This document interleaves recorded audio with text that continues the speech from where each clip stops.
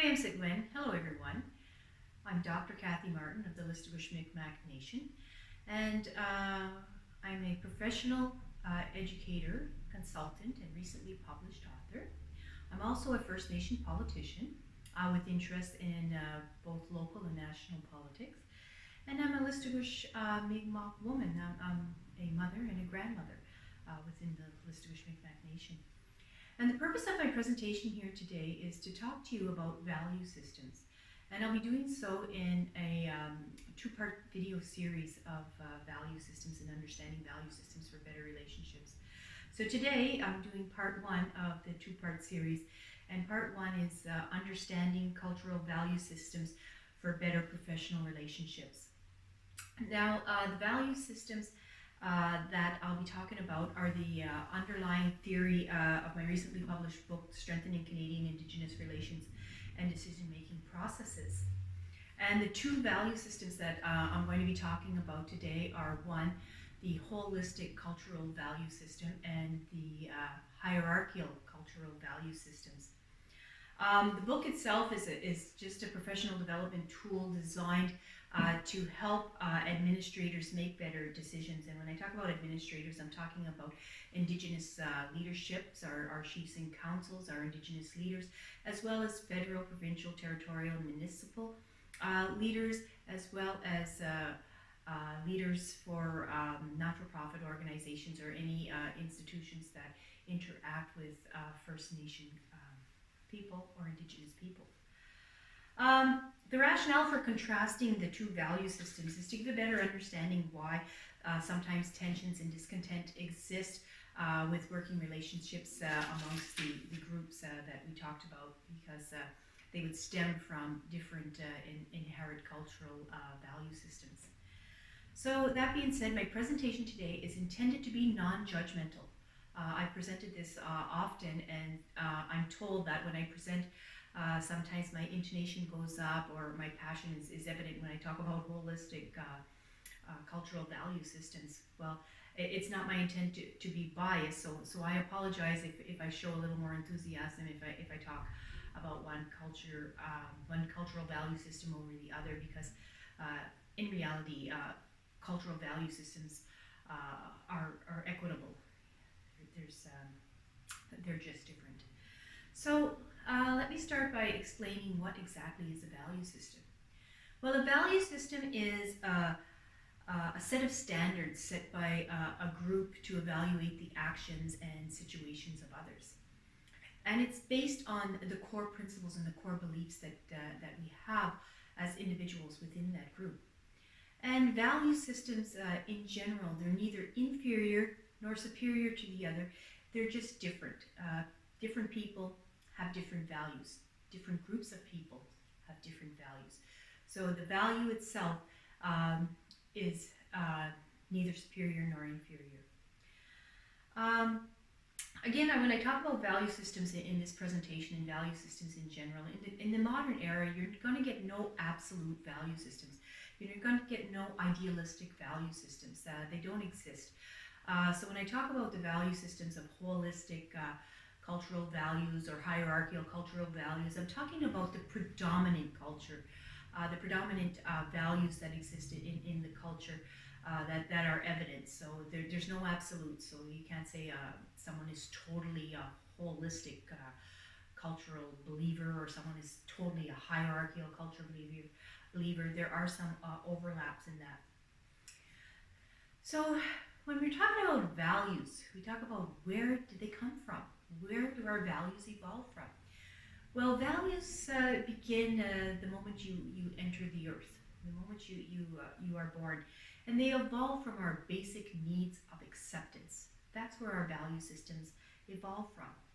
So when we enter the world, it is our environment and the people around us and our surroundings that help mold the values and the beliefs and the ethics that you have.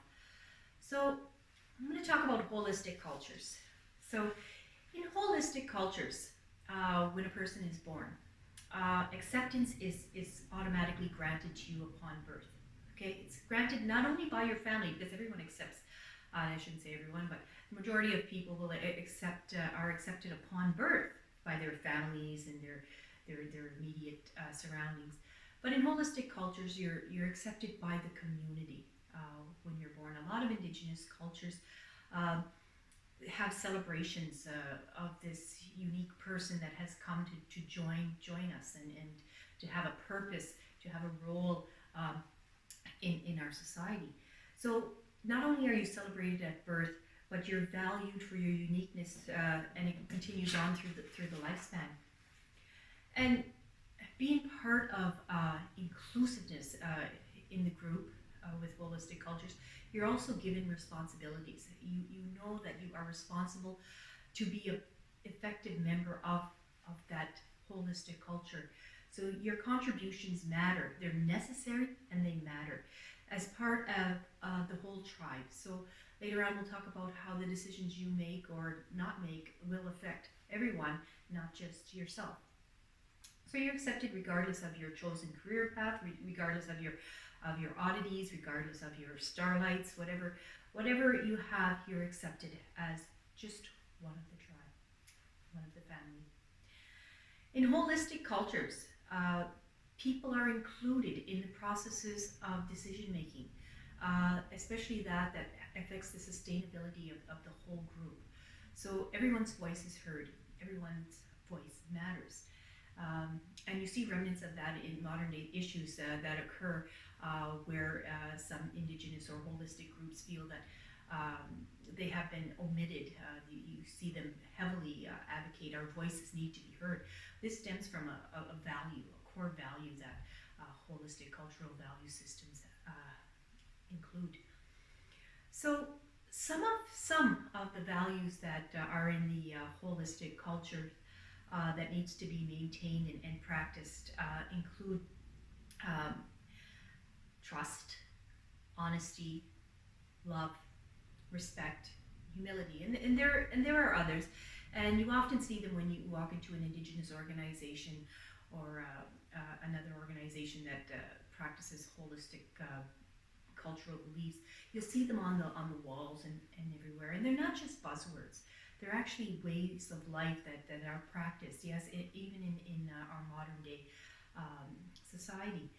So I'm going to just explain kind of how we can, where they stem from in terms of history in relation to how our inclusiveness, our unconditional inclusiveness stems from. So I'm going to talk about a traditional hunt of a village, okay? So first of all and foremost, everyone in that village has a responsibility. Okay, everyone has a responsibility, not necessarily attributed to the hunt.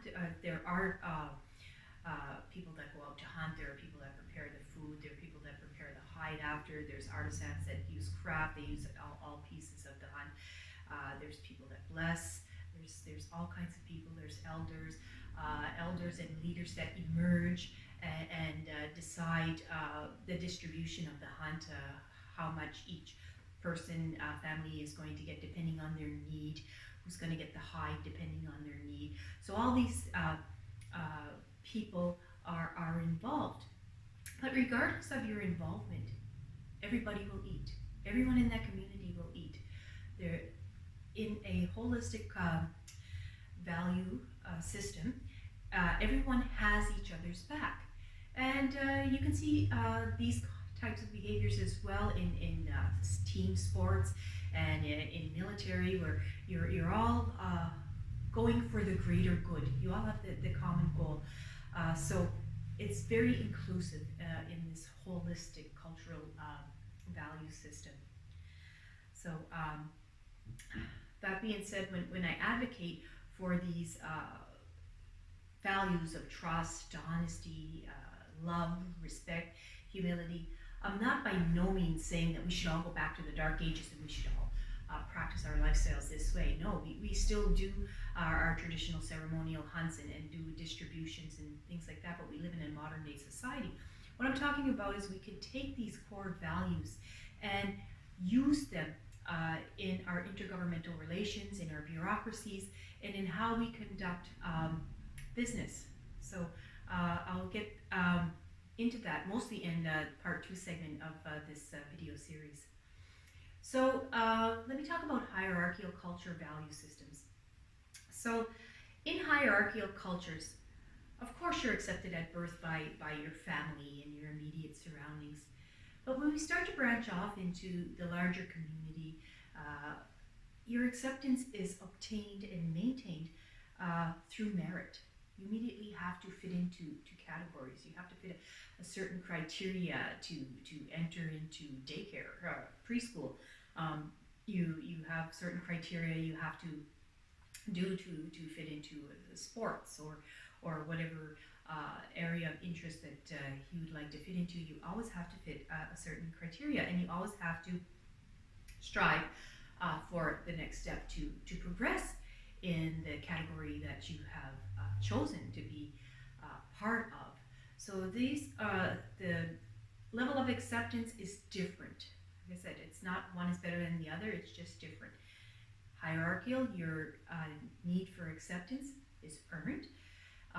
In holistic, your need for acceptance is given. So in hierarchical cultures, the value systems tend to be more external. So some of the values that are found in hierarchical cultural value systems are awards, status, power, time, and money.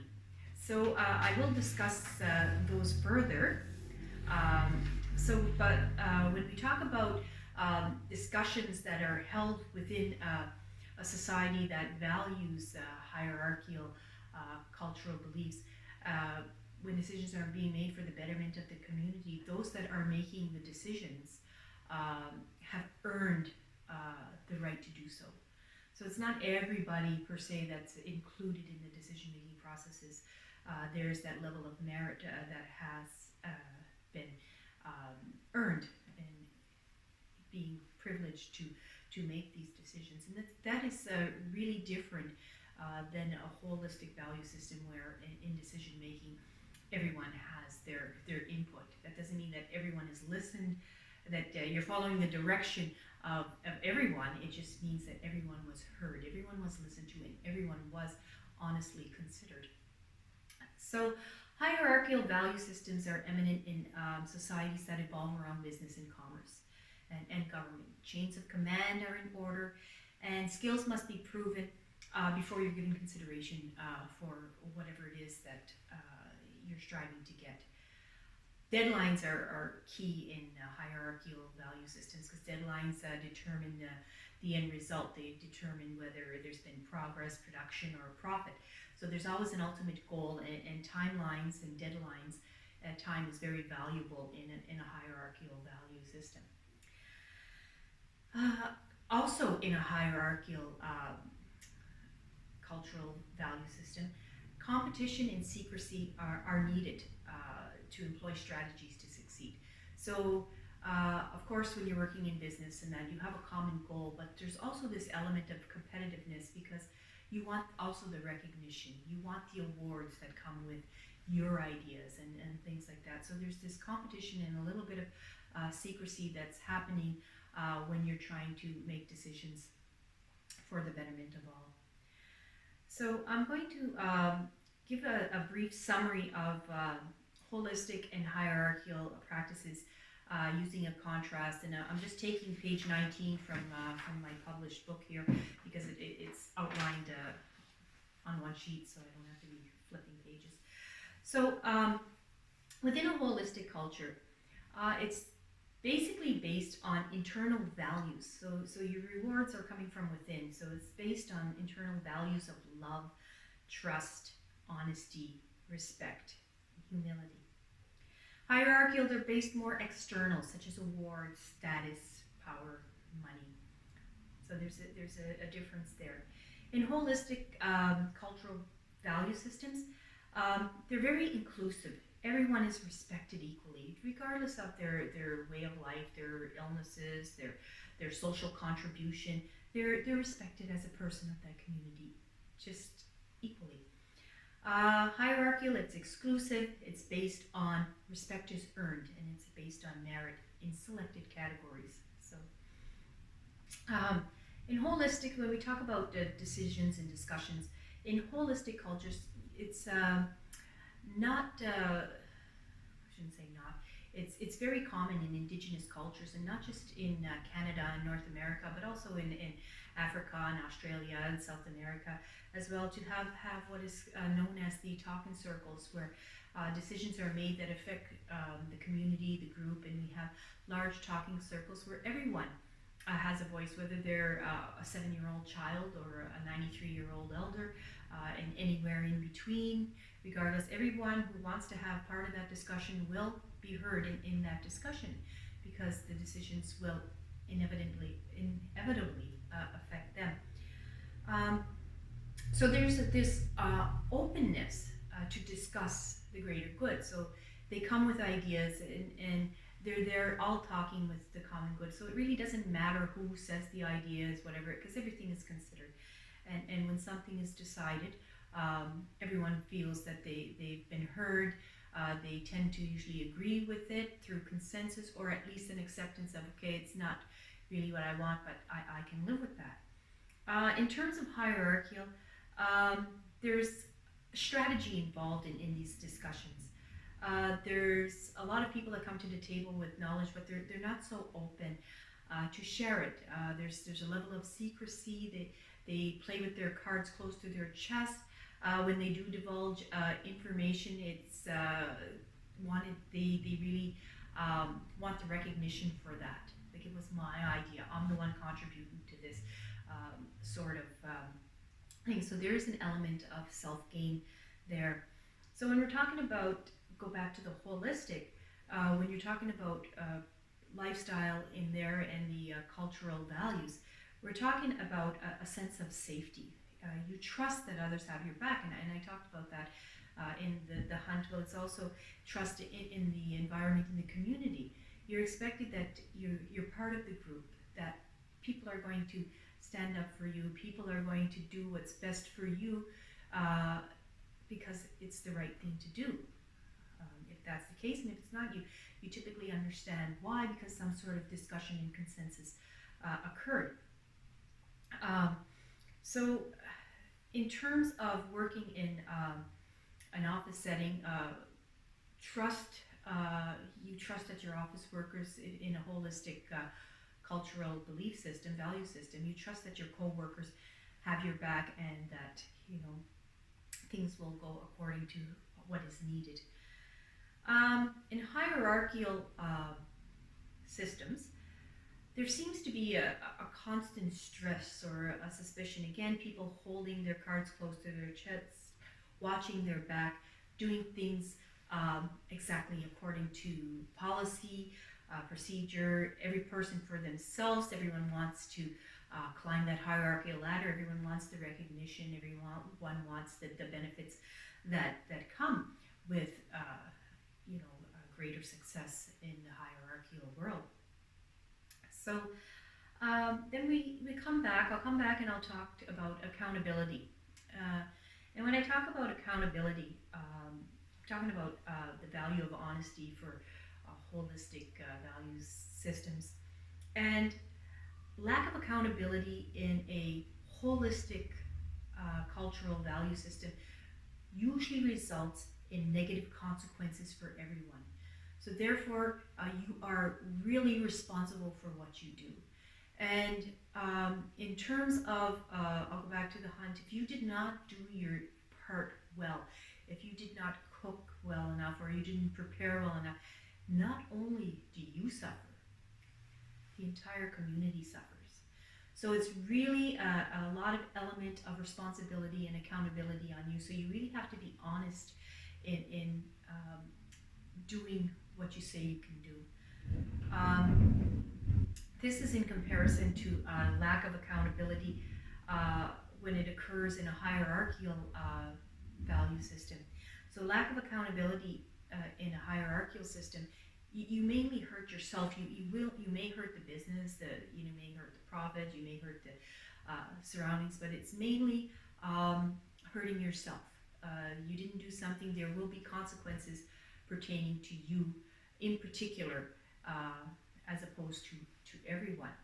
And I bring this up because when we talk about holistic cultures and we look back in the history, There are a lot of restorative measures in place. We hear about them today as restorative justice measures that are used to rectify any lack of accountability or any wrongdoings of an individual. And that is a system whereby, again, people have to look internally, and they're guided by the elders and other people in the community to help them understand that their actions caused harm to other people, and help them analyze for themselves why their actions were as such and what they can do to prevent it in future instances. So it's a very healing type of restoration. In contrast, in a hierarchical system, um, when someone has a wrongdoing, or someone has not been accountable for what they were supposed to be, and there are consequences to be had, it's usually a punitive measure that occurs. And it's a punitive measure that already has pre-established consequences. So in essence, you go back to laws or policies and whatever, and if this occurs, this happens. If this occurs, this happens. You're going to be fined. You're going to be served jail time. You're going to be fired. Whatever the consequences are, reprimanded. There's already a policy and procedure and system in place. So basically, you know what you do. You do it, you accept your punishment, and you move forward. There's not necessarily a healing component to it. It's just you've accepted that and you move forward. So there's a difference there. So another element that causes a lot of discontent or a lot of misunderstanding is time. In most holistic cultures, time is related to trust. You trust that all things will be done in due time. If it's meant to be, it will be. The timing will be right. If it's not done within that time, well, then the timing wasn't right. And you trust that it will get done when it needs to be done. And things have a way of resolving themselves. Okay, it'll get done when it needs to get done. Oh well, in due time. This is really contrasted to time in the hierarchical value systems, where deadlines are crucial. There's planning is linear. There's deadlines. This has to happen by this date, and then after this can happen with this date, and it really does determine the efficiency of the goals or the results that are needed. So there again, you have two different values of time, and yet we all still have 24 hours of time in the day. It's still the same amount of time, just a very different perspective on it. In most holistic cultures, focus tends to be on relationships, and not just relationships with each other. In many Indigenous languages, the relationships to objects and to actions are embedded right into the language. So you're always talking about relationships. So that is key. Relationships are key. In hierarchical, the focus is not so much on relationships as it is achievement, results, and profit or gain. So there's a different focus there in terms of interaction. So holistic, I have here, everyone is taken care of based on need, and this is key in understanding some of the dilemmas that occur in current Indigenous leadership and current chief and councils, where historically everyone's were taken care of based on their need by the leaders that emerged, rather than level of effort. Okay, level of effort. We go back to the hunt. It didn't matter if you were just the little child that came with some spices to add to the meal, or if you were one of the key hunters. It didn't matter. Everyone ate. Everyone was taken care of according to need. Hierarchical standards. Your level of effort and your level of achievement determines the amount of your reward. So you will get what you put into it. So you're going to work really hard, you're going to get more pay, you're going to do more things, you're going to get more results. So this is part of the hierarchical cultural value system. And again, we talk about decision making, in a holistic setting. everyone's included in that. Despite your age, level of skill, level of expertise, your opinion matters. Your opinion matters. It is heard, it is considered.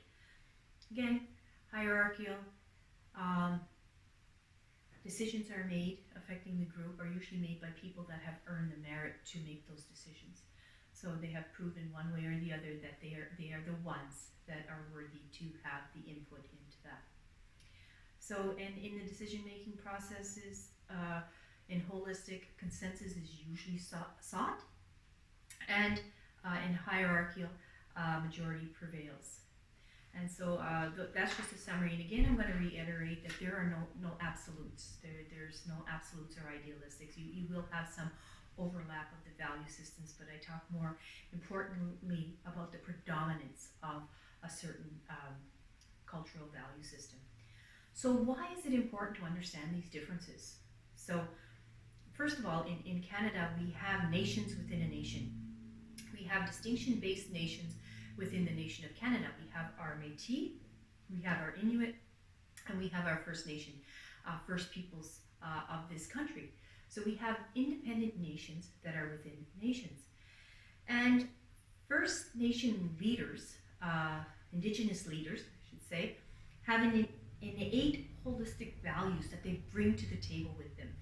This is how they were raised. This is from their teachings. This is from their way of life. And so this is coming from their core beliefs.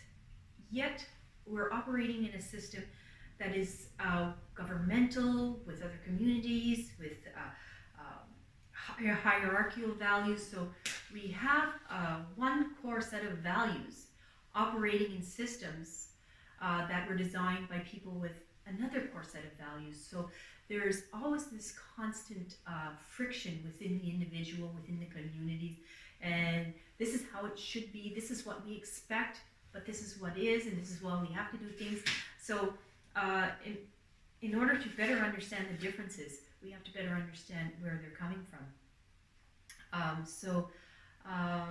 When we begin to understand that, the stresses that occur, they don't only occur within the Indigenous leaderships. They don't only occur within the chief and councils or the directors or the senior administrators of our communities, but they also exist with the federal, provincial, municipal, and territorial governments. You have people there that are in leadership roles, and they're trying to make decisions, and they can't really understand why these things are so important. Why is this environment so important? Why is this way to do things so important?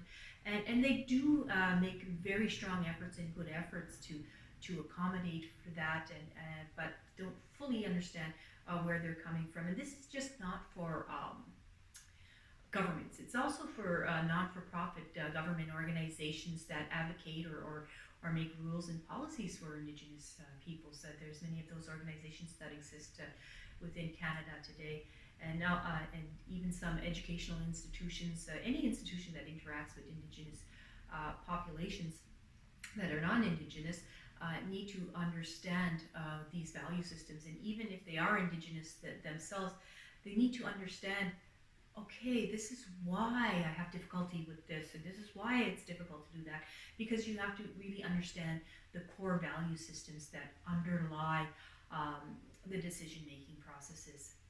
So, in essence, can a common ground be found? And are there some solutions? Yes, I don't have all the solutions, but I have a few suggestions, and I have some found within my book, Strengthening Canadian Indigenous Relationships and Decision-Making Processes. There's some models in here for conducting decision-making processes in organizations, both Indigenous and governmental and non-Indigenous. And so and again, it's based on the contrast of the holistic and hierarchical value systems. So if you really want to know more about my book, you can look at my website at www.drkathymartin.com, or you can obtain one on Amazon, Barnes & Noble, or Chapters Indigo online. And also, for more explanation of how to implement these values into your organization, you could watch part 2 of this video series called Emerging Value Systems for better governance for Indigenous governments, leaders, government leaders, and organizational leaders. Voila.